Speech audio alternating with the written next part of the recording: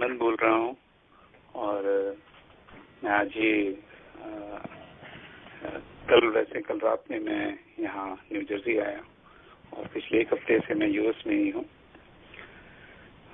आज मुझे सौभाग्य मिला है कि न्यू जर्सी और जो यूएस के अन्य टीम है और सारे गुरु भाई बहनों के बीच में मुझे स्वामी जी की दया से ऐसा अवसर मिला है ताकि मैं अपने विचारों को व्यक्त कर सकूं। आज का विषय है अध्यात्म हमारे जीवन में अगर ना हो तो हमारा जीवन जो है एक निरर्थक, यूँ समझ लीजिए। माफ करेंगे, आपका आवाज क्लियर नहीं आ रहा है। तो मैं थोड़ा जोर से बोलता हूँ। देखिए जी, हमारा जो जीवन है अध्यात्म के बिना निरर्थक है, ये आज का विषय है। और मुझे आज इस ज्ञान में 24 साल हो गए। मैं पिछले 24 साल में ऐसा अनुभव किया हूँ कि बिना सदगुरु की दया से जब तक आपके जीवन में सदगुरु का आधार प्राप्त ना हो तब तक आप जीवन वास्तव में है क्या इसको भी नहीं समझ पाएंगे। अध्यात्म तो उसके बाद का विषय है। ये जीवन जो है एक नदी की धार के समान है जो बहा जा रहा है।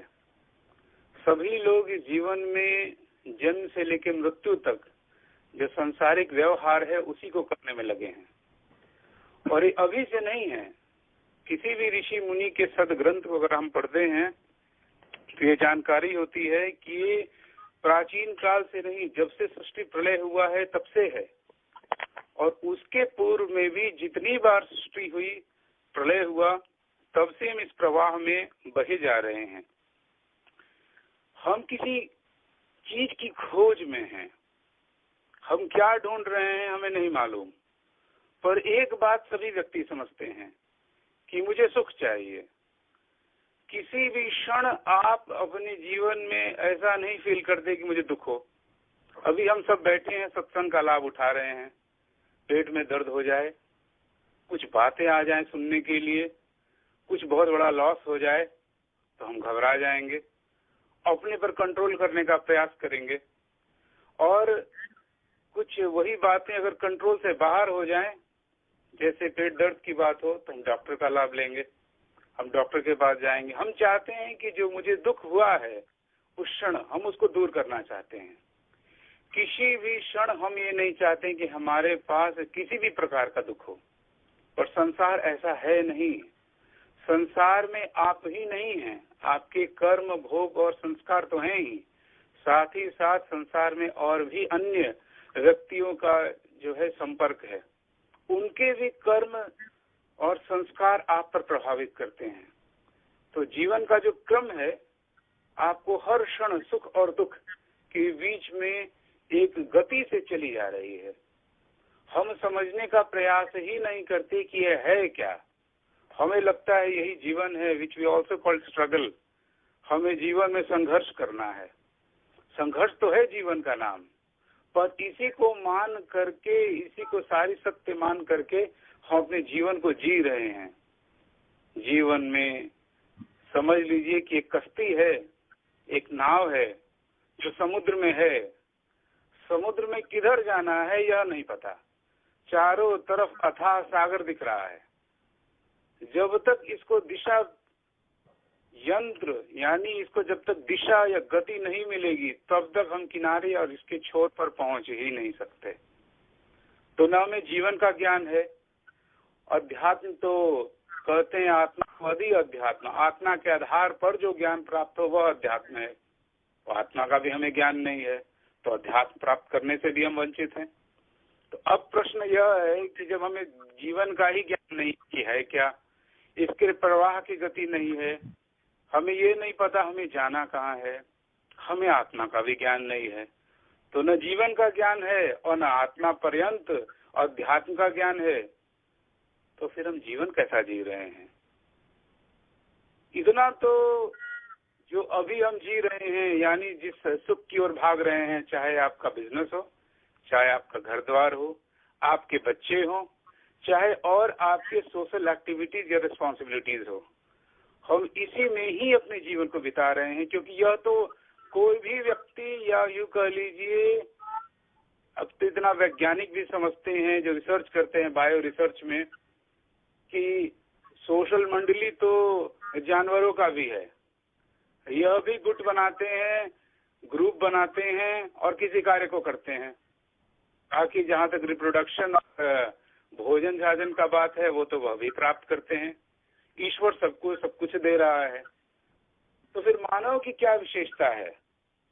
मानव की सबसे बड़ी विशेषता है कि वैज्ञानिकों ने कहा हमें भगवान ने बुद्धि दी है, विवेक दिया है, हमारा जो मन है वह विकसित है, बुद्धि जो है विकसित है अन्य प्राणियों के आधार पे, उनके मुकाबले हम कहीं ज्यादा एडवांस्ड हैं, ताकि हम दोनों में कोई फर्क नहीं है। तो स्वामी जी ने कुछ ही आत्माओं को, या ईश्वर ने कुछ ही आत्माओं को जिसको मानव शरीर दिया, उसी को एडवांस क्यों बनाया? यानी उसको एक अपॉर्चुनिटी मिली है, एक अवसर मिला है कि शरीर का हम लाभ उठा सके। ऋषि क्या कहते हैं कि हमें शरीर मिला है केवल दो कारणों के लिए, पहला है भोग और दूसरा क्या है? अध्यात्म को प्राप्त करने के लिए, यानी मोक्ष की प्राप्ति के लिए। तो भोग तो हम कर ही रहे हैं।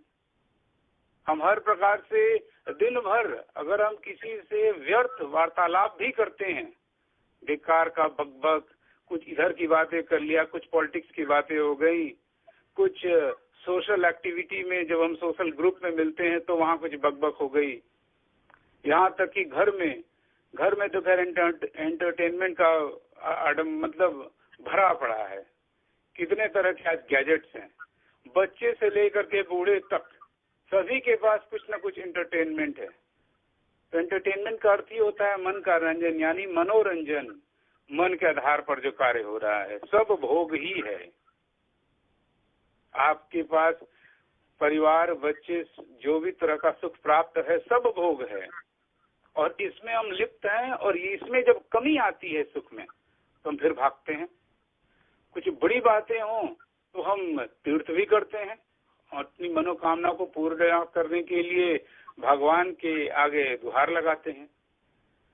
अनेक ऋषि मुनि पंडित के पास भी जाते हैं कि हमारी मनोकामना पूर्ण हो। पीछे इसका तात्पर्य क्या है? सुख। सुख कैसा? संसार का। हमें संसार का सुख और प्राप्त हो, कुछ कमी आ गई वह दूर हो, दुख आ गया वह दूर हो, और सुख और अधिक प्राप्त हो। सब भोग है। संसार में ऐसा कोई वस्तु है ही नहीं जो भोग के दायरे के बाहर हो। यानी जो कुछ आप इस शरीर से कर रहे हैं, चाहे 5 ज्ञानेंद्रियों के आधार पर हो और या 5 कर्मेंद्रियों से वह कर्म हो रहे हो। पहले ज्ञान प्राप्त होता है ज्ञानेंद्रियों से, फिर कर्म होता है कर्मेंद्रियों से, पर उसका आधार केवल और केवल एक ही चीज है, सुख। और वह सुख कैसा है? क्षणिक है। सदगुरु का आधार तो प्राप्त हुआ नहीं, जीवन का तो ज्ञान हमें है नहीं, अध्यात्म तो बहुत दूर की चीज है। तो जब जीवन का ही ज्ञान नहीं है, अपना स्वयं का ज्ञान नहीं है, यह संसार सुख की ओर, हम भोग की ओर भाग ही रहे हैं, तो फिर हमारा जीवन निरर्थक नहीं है तो क्या है? सार्थक कब होगा? इस जीवन का अर्थ हम कब समझ पाएंगे? हम नहीं समझ पाते।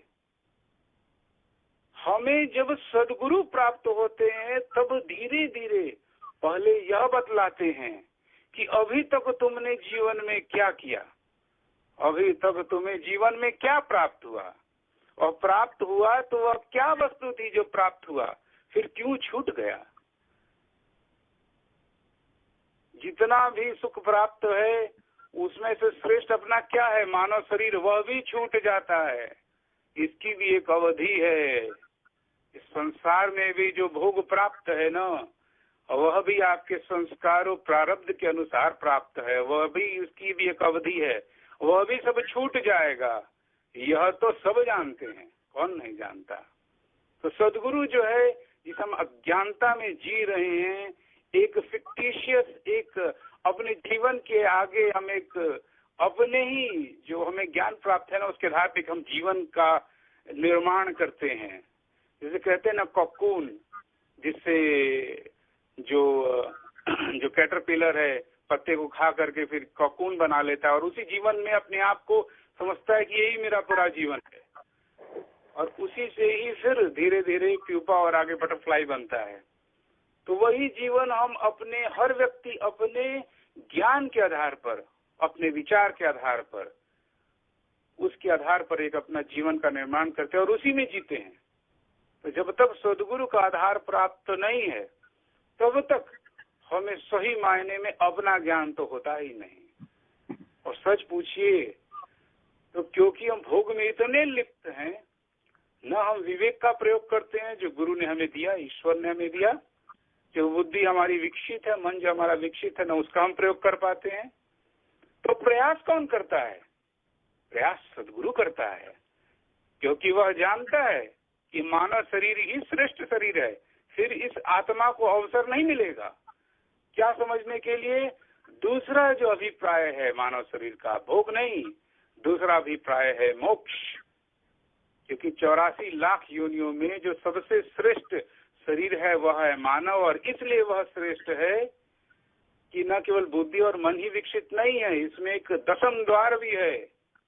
नवद्वारा संसार का 10वां योगी तार, एकादश खिड़की बनी शब्द महल सुखसार। तो 9 द्वार के आगे जिससे हमारा शरीर त्याग होता है मरने के उपरांत, उसके आगे एक और द्वार है, दरवाजा है, वह है 10वां द्वार, और उसको खोलना ही हमारा मुख्य उद्देश्य है। स्वामी जी बार बार कहते हैं अमृतवाणी में कि सब कुछ ठीक है, आप जो कुछ कर रहे हैं वह भी ठीक है, संसार में धर्म के अनुसार जीवन जीना, चाहे वह धन की प्राप्ति हो, पुत्र की प्राप्ति हो, संसारिक सुख की प्राप्ति हो, धर्म के अनुसार कार्य करना वह श्रेष्ठ है, ठीक है, करना चाहिए। धन का उपार्जन तो होना ही चाहिए, उसी से तो सुख प्राप्त होता है, पर उसको ही सारा सत्य मान लेना यह सबसे बड़ा भ्रम है। इस मानव शरीर को मिला इसलिए क्योंकि यहाँ पे एक 10वां द्वार है जिसको समय रहते खोल लेना है। अगर वह नहीं खुला, चाहे तो आप खुद खोल लें क्योंकि आपको ज्ञान तो प्राप्त है ही, या फिर सदगुरु की दया से आपको वह ज्ञान हो जाए, या सदगुरु ज्ञान द्वार को खोल देवे, कोई कर दे या आप खुद कर लें। अगर वह नहीं खुला तो इसकी कोई गारंटी नहीं है कि पुनः मानव शरीर कब प्राप्त होगा। मेरे ही एक रिलेटिव थे, बहुत दिन से स्वामी जी के ज्ञान में थे, उनका कोई अभिलाषा था जो पूरा नहीं हुआ। कुछ उन्होंने सोचा होगा, वह नहीं पूरा हुआ, स्वामी जी के फोटो को बंद करके अलमारी में रख दिए, पूजा नहीं करने लगे। संजोग हुआ स्वामी जी कुछ समय के बाद उसी शहर में गए, क्या बोलते हैं अपने शिष्यों से, बुलाओ उसको, कहाँ है? वो आया स्वामी जी के पास। स्वामी जी क्या कहते हैं कि जब तक सदगुरु सेवा दे रहा है ले लो, जो मिलता है वह ले लो, आगे बढ़ के लो, और जो दे रहा है गुरु वह ले लो, कौन जानता है इसके बाद सदगुरु कब सेवा देगा। स्वामी जी बार बार कहते हैं कि सबके पास, सब मेरे पास आते हैं कोई न कोई सुख की प्राप्ति के लिए, मुझे यह चाहिए, मुझे वह चाहिए, मुझे पुत्र नहीं हो रहा, मेरी नौकरी चली गई, मेरा बिजनेस व्यापार खराब हो गया, मुझ पर केस मुकदमा है, मुझे शरीर में बहुत बड़ा रोग है, स्वामी जी ठीक नहीं हो रहा, अनेक प्रकार के कष्ट हैं। स्वामी जी बोलते हैं जो आते हैं सबको मैं कुछ न कुछ देते रहता हूँ, सबको कुछ न कुछ प्राप्त है, कोई खाली हाथ इस दरबार से नहीं जाता, पर मैं किसमें कितना प्रसन्न हूँ उसको जानने का एक ही तरीका है, देखो उसको मैंने कितना सेवा दिया। सेवा जिसके पास जितनी है वह उतना धनी है, क्योंकि स्वरवेद की वाणी है, सदगुरु की प्रसन्नता फिर प्रसन्न प्रभु होए, तब निज आत्म प्रसन्नता तब यह ध्रुव पद होए। सदगुरु प्रसन्न नहीं हुआ तो पूरा जीवन आपका निरर्थक है, क्योंकि अभी हमने कहा, क्या कहा, जीवन आपका उद्देश्यहीन है, वो बहा जा रहा है नदी में। अध्यात्म तो बहुत दूर की चीज है।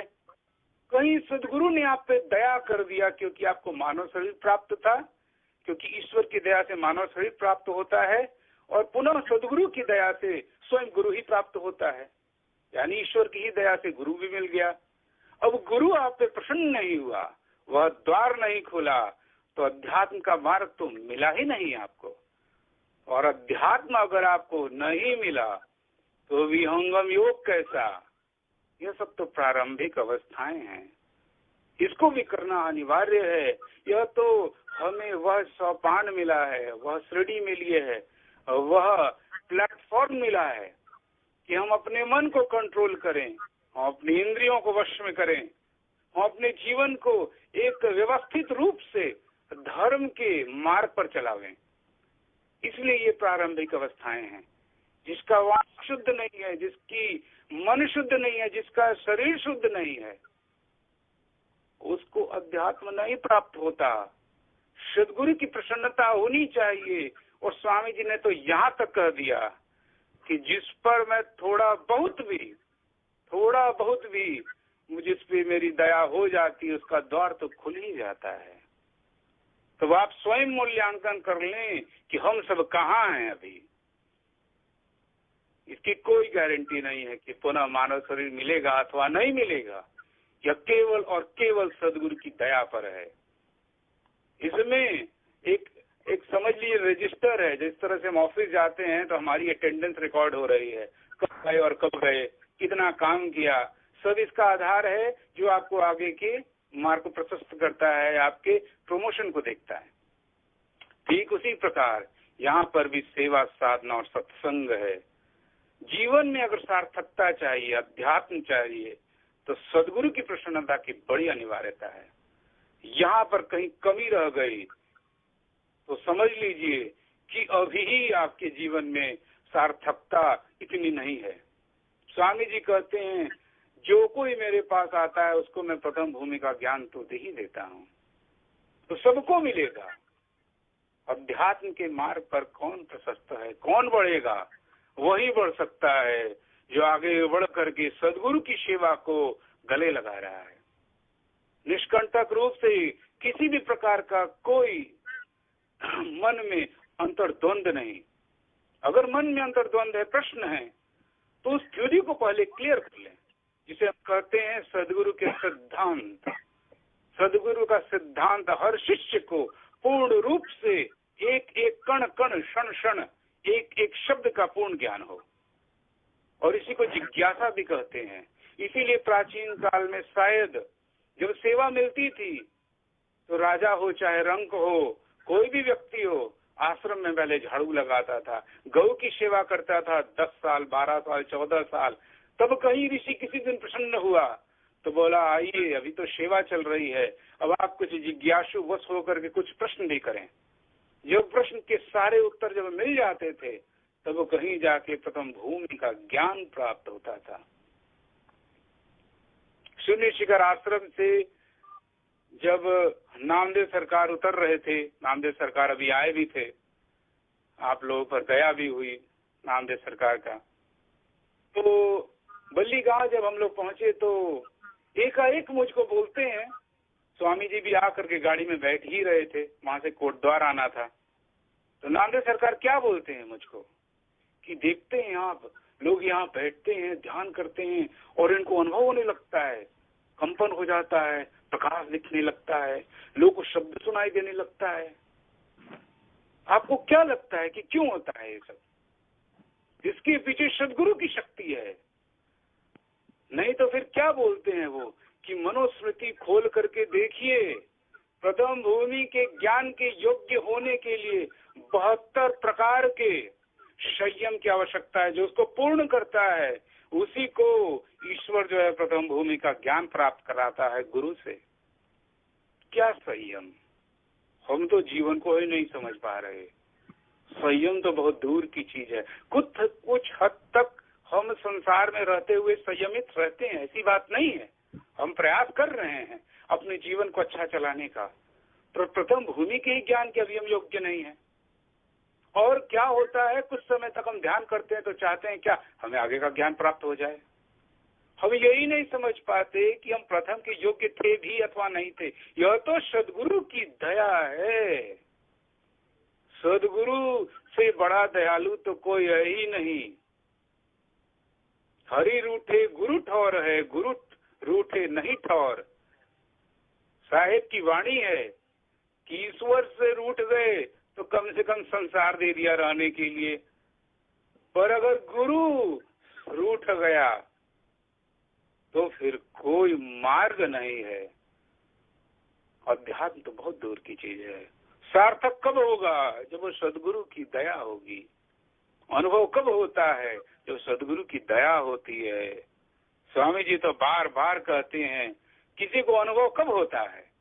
जब मैं उसको कुछ देता हूँ, कुछ भेजता हूँ, तब उसको अनुभव होता है। ऐसे ही थोड़ी अनुभव हो रहा है उसको। उसके लिए तो कितना संयम चाहिए, कितने समय तक ध्यान साधन करना है। कभी कभी तो नामदेव सरकार यह भी कह देते हैं कि कुछ जन्म तक तो हमें लगातार प्रथम भूमि का ही ध्यान साधन करना चाहिए। ऐसी हमारी रीति हो। क्या है प्रथम भूमि? मन को पकड़ने का एक आधार प्राप्त करने का प्लेटफॉर्म है। वहां अगर मन नहीं पकड़ सके, संयमित नहीं कर सके, तो पुनः सदगुरु की प्रार्थना करें। आप लगातार रहें, हम लगातार सेवा में रहें, सत्संग में रहें, ताकि हमारा हृदय फिर से जो मलिन होता है संसार में, वह थोड़ा साफ हो जाए, हमारा कुछ थ्योरी क्लियर हो जाए। सेवा से क्या होता है? हमारी शरीर शुद्ध होती है। स्वरवेद के पठन पाठन से क्या होता है? हमारी वाणी शुद्ध होती है। हो गया ना तीनों चीज, शरीर भी शुद्ध हो गया, वाणी भी शुद्ध हो गई और मन भी शुद्ध हो गया। इसलिए प्रथम भूमि की साधना की अति आवश्यकता है। ठीक उसी प्रकार स्वरवेद का संबल चाहिए हमें, उसका आधार चाहिए, तब कुछ मिलता है। उसी प्रकार जब जब यह तीनों होने लगता है, तब सदगुरु की दया किसी दिन हो जाती है। तब आपका जो है मन संयमित होता है। नहीं तो कोई ऐसा ब्रह्मांड में है ही नहीं जो अपने मन को संयमित कर ले। ऋषि मुनि महात्मा योगी भी मन को वश में नहीं कर सकते अगर उनको सदगुरु की दया नहीं प्राप्त है। हजारों लाखों साल तक भी अगर आप ध्यान साधन कर रहे हैं वन में, जंगल में, पर्वत में, तो भी कोई गारंटी नहीं है कि मन संयमित हो जाए। मन तो इतना चंचल है, मन को रोकना कोई साधारण बात नहीं है। और मन नहीं रुका तो अध्यात्म कैसा? इसीलिए जीवन में अगर सार्थकता प्राप्त करनी है, जीवन में अगर अध्यात्म को स्थान देना है, आध्यात्मिक बनना है, वास्तव में तो यह भी सत्य है कि आध्यात्मिक वही है जिसने, जो आध्यात्मिक है वही वास्तव में धार्मिक भी है। धर्म का हमें ज्ञान कहाँ है? धर्म किसे कहते हैं, इसके जो 10 लक्षण है उसका भी हमें कहाँ ज्ञान है? इसलिए जितनी भी थ्योरी है उसको हम पहले समझें, उसको आत्मसात करें और अपने अंदर उतारें। थ्योरी पूरी क्लियर होनी चाहिए। साथ ही साथ सेवा का संबल, सत्संग का संबल मिलते रहना चाहिए। तो भी कहीं जाकर के हमारी गाड़ी जो है आगे बढ़ेगी, तभी जाकर के हमारे जो नाव है उसके जो दिशा, जो नियंत्रण है, वह सदगुरु उसको प्रदान करेगा। तब हम इस जीवन के महत्व को समझेंगे, हम मोक्ष के महत्व को समझेंगे। तो शायद यही कारण है क्योंकि थ्योरी क्लियर नहीं होता, हम सेवा में इतना प्रवृत्त नहीं हो पाते, सत्संग के लिए इतना हम समय नहीं निकाल पाते। शायद यही कारण है कि हम डमाडोल रहते हैं, कभी कुछ कहते हैं, कभी कुछ कहते हैं। गुरु आते हैं तो हम दौड़ते हैं दर्शन करने के लिए, पर जब गुरु चले जाते हैं, जो आदेश निर्देश मिलता है उसको हम ठीक रूप से नहीं कर पाते। और शायद यही कारण है कि हमारा जिस गति से विकास होना चाहिए उस गति विरोध है। इसीलिए अगर हम निष्कंटक आगे बढ़ना चाहते हैं, तेज गति से बढ़ना चाहते हैं, समय अल्प दूरपंथ है, बहुत दूर जाना है, समय कितना कम है। किसी के पास थोड़ा हो सकता है, पर समय बीतते कितना लगता है, समय तुरंत समय खत्म हो जाता है। सदगुरु क्या है, अपना प्रचार करके चले जाएंगे, हमें गुरु को पकड़ना है। और वास्तव में सत्य तो यह है कि गुरु ही हमें पकड़ के रखे हैं। हम तो हाथ छोड़ा करके छोटे बच्चे की तरह, चंचल बच्चे की तरह हाथ छोड़ा करके भागना चाहते हैं। क्यों? क्योंकि हमें खेलना पसंद है, कीचड़ में जाना पसंद है। गुरु क्या करता है, जितनी बार खेलते हैं कीचड़ में उतनी बार हमें स्नान कराता है, हमारी मलिनता को दूर करता है। पर वह किसके साथ हो रहा है? जो सेवा साधना सत्संग से लगा है। वास्तव में शायद वही जीवन में सार्थकता या अध्यात्म की सार्थकता को समझ पा रहा है, शायद उसी पर दया भी होगी। और जब सेवा पूर्ण होने लगती है तो गुरु स्वयं दया कर देते हैं। बेंगलोर के गुरु भाई हैं, अभी मुझसे कुछ समय पहले कहते हैं क्या है कि सुबह स्वामी जी के पास में गया तो स्वामी जी ने बोला, आप ब्रह्म मुहूर्त में ध्यान करते हैं? तो उन्होंने कुछ कहा नहीं। फिर वो पुनः आए स्वामी जी के पास। स्वामी जी कहते, स्वामी ब्रह्म मुहूर्त में ध्यान करना चाहिए। तो उन्होंने कहा, जी स्वामी जी। 9 बजते तक जब तक वह नाश्ता लेके आते, स्वामी जी 3-4 बार भूल चुके थे, और शाम होते होते तक तो कम से कम 7-8 बार हो गया कि आपको ब्रह्म मुहूर्त में उठना चाहिए। क्यों स्वामी जी कह रहे थे? क्योंकि उसकी सेवा से प्रसन्न थे। अब तो उसको बैठ करके वह चीज देना चाहते थे जो उसके वह योग्य था। स्वामी जी कहते हैं तो 2 क्षण का चीज है, आप बैठेंगे मैं प्रवाहित कर दूंगा, उसके पहले मेरी प्रसन्नता तो हो जाए। तो यही सोपान है। अध्यात्म को हमें समझना है, जीवन में अध्यात्म को स्थान देना है, जीवन के रहस्य को समझना है। और यह मानव शरीर हमें क्यों मिला, क्यों अध्यात्म के बिना हमारा जीवन निरर्थक है, इसको अगर समझना है तो सेवा साधना सत्संग का संबल हमें सदैव रखना है। जो आदेश निर्देश है उसे हमें पालन करना है, गुरु के पीछे भागना है। कल यही रात में चर्चा हो रही थी कि गुरु के पीछे जाना है।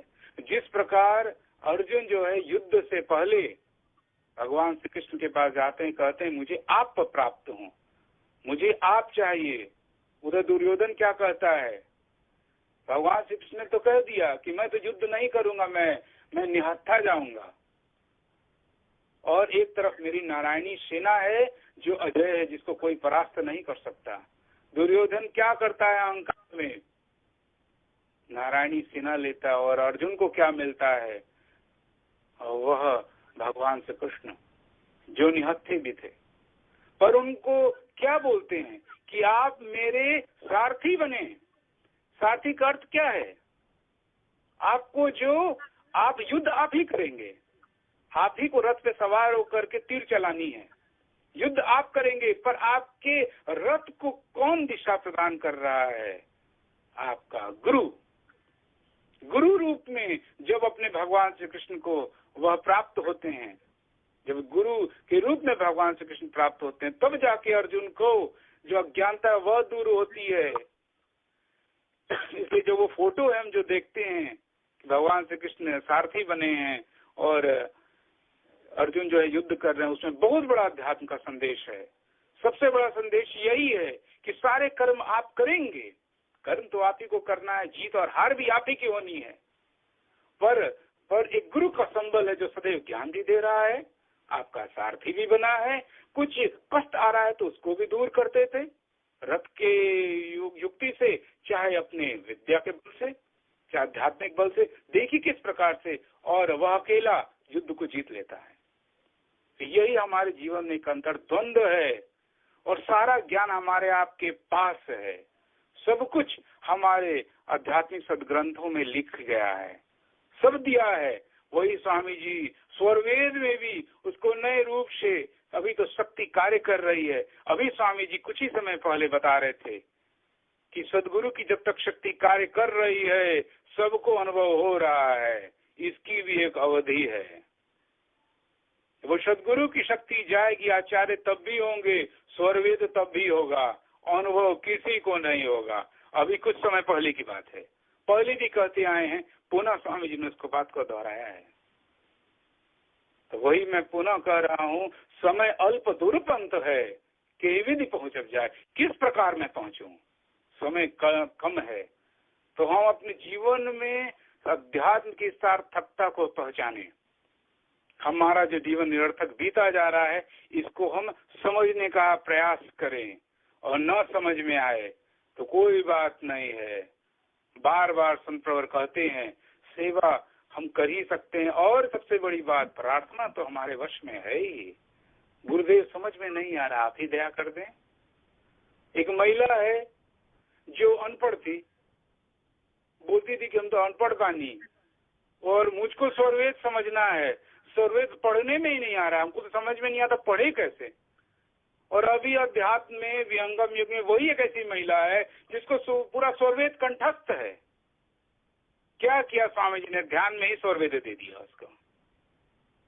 वो अभी भी नहीं पढ़ सकती पर स्वरवेद के सारे दोहा जानती है। वही एक ऐसी महिला है जो स्वरवेद के सारे दोहों को जानती है। कहने का अर्थ क्या है, जो प्रार्थना कर रहा है, जो सदगुरु के चरणों में आत्मसमर्पण कर रहा है, जो अपनी व्यवस्था को दिखा रहा है कि गुरुदेव मुझ पर आप दया करें, मैं नहीं समझ पा रहा, तो जैसे ही समर्पण होगा गुरु की दया तो होगी। अध्यात्म तो 2 क्षण का चीज है, वह सार्थकता तो तुरंत आपके जीवन में उतर आएगी, आपके सामने प्रकट हो जाएगी। और हम उसके योग्य तो बने, हम अपने अहंकार को तो दूर करें, हम सरलता सुगमता से जीवन को अपनाएं, तो गुरु में पूर्ण विश्वास तो हो, दृढ़ता तो हो, स्वयं यह उतर के आएगी। तो मैं अधिक समय नहीं लूंगा, हर समय की भी सीमा है। आप लोग ने बड़े धैर्य से मेरे शब्दों को सुना और मुझे भी अवसर मिला कि मैं अपने कुछ शब्दों को आपके बीच समझ में रख सकूं। यूएसए तो मेरा पुराना नाता है, संस्कार से ही जुड़ा हुआ है। अगर आप संस्कारी आत्मा हैं, यानी संस्कार से अर्थ क्या है, संस्कार जही पूर्व का, जो स्वामी जी ने कहा है स्वरवेद में, संस्कार जही पूर्व का आप वे आए, सदगुरु शरण मनाए कर बोध शांत सुख पाए। तो कहने का इसका अर्थ क्या है कि जो पूर्व जन्म की संस्कारी आत्माएं हैं, उसको अगर आप अध्यात्म का ज्ञान सुनाएंगे तो तुरंत पकड़ती है, कैच करती हैं, उस शब्द को पकड़ती हैं और उसके अंदर वह जो है ज्ञान उसके अंदर उतरने लगता है।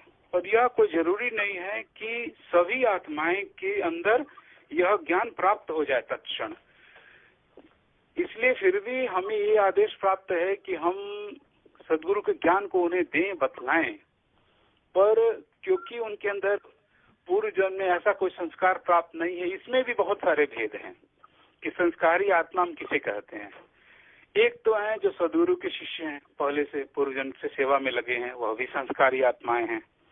और कुछ ऐसे हैं जो अनेक ऋषि मुनि महात्मा की सेवा करते आ रहे हैं, वह भी उन्होंने भी संस्कार बना लिया है अपना, यानी सेवा का संस्कार।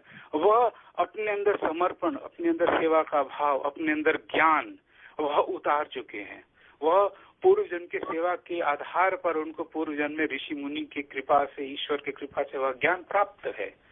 तो क्या होता है जब हम इस जन्म में वो संपर्क में आते हैं, तो क्योंकि वह चित्त में वह ज्ञान प्राप्त है और उसके ऊपर उसके तरफ आत्मा को चलने का, मन को कंट्रोल करके रखने का, नियंत्रण करने का पहले से ही थोड़ा बहुत बल प्राप्त रहता है। तो जैसे ही सदगुरु की आभा लगती है, आप जब सदगुरु के शब्द उनके समक्ष रखते हैं, क्योंकि सदगुरु की शक्ति जो है आपके साथ कार्य कर रही है, तो संस्कारी आत्मा जो है सुन लेती है, पकड़ लेती है। और यह तो हुई बात संस्कारी आत्माओं की। पर आपके समक्ष तो कोई भी व्यक्ति मिल सकता है, हो सकता है कि उन्होंने उसने सेवा किया ही नहीं है, फिर भी कुछ हद तक, क्योंकि अध्यात्म जो है आत्मा के आधार पर है, अगर आत्मा किसी तरीके से उस बात को सुनने, तो हो सकता है कि उस समय की जो मनोवैज्ञानिक उसकी स्थिति है उस पर भी वो कंट्रोल कर सके। यह संभव है। कब संभव है? जब हमारा स्वयं की सुरक्षता हो, हम स्वयं शुद्ध हों। कल इसी बात की चर्चा हो रही थी कि हम ज्ञान किसका प्रचार करें। इतने देर से भाषण हो रहा था, किसका हो रहा था? गुरु का ज्ञान का। ज्ञान किसका है? गुरु है, गुरु का है। शक्ति किसकी है? गुरु की है। हम क्या कर रहे थे? उस प्रकाश को फैला रहे थे। जैसे मेरे पास एक टॉर्च हो या फिर सूर्य का प्रकाश हो और आप स्वयं एक ऐनक हो, मिरर हो, तो मिरर क्या करता है? उस लाइट को डिफ्लेक्ट कर देता है, उसकी तरफ प्रकाश कर देता है। कल को अगर उस ऐनक को, उस मिरर को ही कंफ्यूजन हो जाए, डाउट हो जाए, अहंकार आ जाए, मेरे में से प्रकाश निकल रहा था, यह तो सबसे बड़ा भ्रम है। तो यहाँ पे दो चीजें हैं। आपके तरफ से प्रकाश जाए, उसमें कोई अहंकार नहीं है, क्योंकि ऐनक को ये पता है कि प्रकाश तो सूर्य का था या टॉर्च का था, मेरा तो काम उसको दिशा देना था। दिशा किसको दे रहे हैं? जो आपके समक्ष खड़ा है। और दूसरी बात इसमें क्या है कि आपका जितना मिरर साफ है, अगर ऐनक पे गंदगी जम जाए तो कैसा दिखता है? हम सोचते कि भाई ऐनक को थोड़ा पोंछ लेते, ठीक से दिख नहीं रहा। या उस पे और परत आ जाए धूल का, बहुत धूल का परत आ जाए, जो जन्मांतर कल्पांतर से जो हमारे शुभ अशुभ कर्म हो रहे हैं, उसके जो शुभ अशुभ संस्कार हमारे अंदर भर रहे हैं, वह भी स्वयं एक पारदर्शिता को कम करता है, रिफ्लेक्शन को कम करता है। तो हमारे अंदर जितनी अहंकार शून्य हो हम, जितने हम सरल हों और जितना हमारा ऐनक साफ हो, हम शुद्ध हों, उतना ही सदगुरु का प्रकाश जो है उतना ही आप प्रकाशित करेंगे। तो ये दोनों कारण है, सामने का व्यक्ति का संस्कार और आप स्वयं कितने शुद्ध हैं। तो कम से कम सामने वाले का तो हम नहीं जानते भाई वो कितना संस्कारी है, नहीं है, क्या है। पर हर व्यक्ति को मानव शरीर मिला है तो यह तो एक बात तय हो ही जाती कि कम से कम ईश्वर की कृपा तो उस पर हुई है, वह मानव है। मैं किसी जानवर को, पशु पक्षी को, समुद्र में जाके मछलियों को तो ज्ञान नहीं दे रहा, मैं एक मानव के समय बोल रहा हूँ। तो कम से कम जो आपके अधिकार में है वह आपकी शुद्धता, सरलता, अहंकार शून्यता, तो गुरु का प्रकाश जो है एकदम प्रकाशित हो जाएगा। ऐनक को साफ करके देखिए, आपका रिफ्लेक्शन क्लियर आएगा। तो जिस सरलता से आपको गुरु का ज्ञान प्राप्त हो रहा है, आगे आप बढ़ा दें, आपकी भी बढ़ोतरी होगी, आप में भी शुद्धता बनी रहेगी, गुरु की शक्ति आपसे अधिक कार्य करेगी। तो ये मेरे समझ से दोनों कार्य एक साथ जब घटित होंगे तो आपको स्वयं ही इसका अनुभव होने लगेगा। तो इसके लिए हमें क्या करना है? एक लाइन में जवाब कि आप सेवा साधना सत्संग को पकड़ें, ब्रह्म मुहूर्त की साधना को दृढ़ करें, स्थिर करें, प्रभु से प्रार्थना करें कि गुरुदेव मुझे आप ब्रह्म मुहूर्त में उठाइए, नहीं तो एक आध लाठी ही मार दीजिए, पर मुझे आप उठाइए। हमें सेवा हमें आगे बढ़ करके लेनी है, जितना हम कर सके। ऐसा नहीं कि हम कुछ भी कर रहे हैं, नहीं आज जोश में आ गए और हम लग गए, नहीं, हमारे पास जितना हमें समय मिला है, गुरुदेव कहते हैं आप जितना समय निकाल सकें, गुरुदेव आपके लिए 3 घंटे लेट से एक वीक में समय निकाले, उतना ही सदुपयोग करें। क्यों जरूरी है 4 घंटा? बाकी समय आप परिवार को दें, अपने बिजनेस व्यापार को दें, सोशल लाइफ को दें। कहाँ मना किया है स्वामी जी ने? पर जो 3 घंटा गुरु ने दिया उसका आप सदुपयोग कर लें। और सत्संग में तो आप जुड़ ही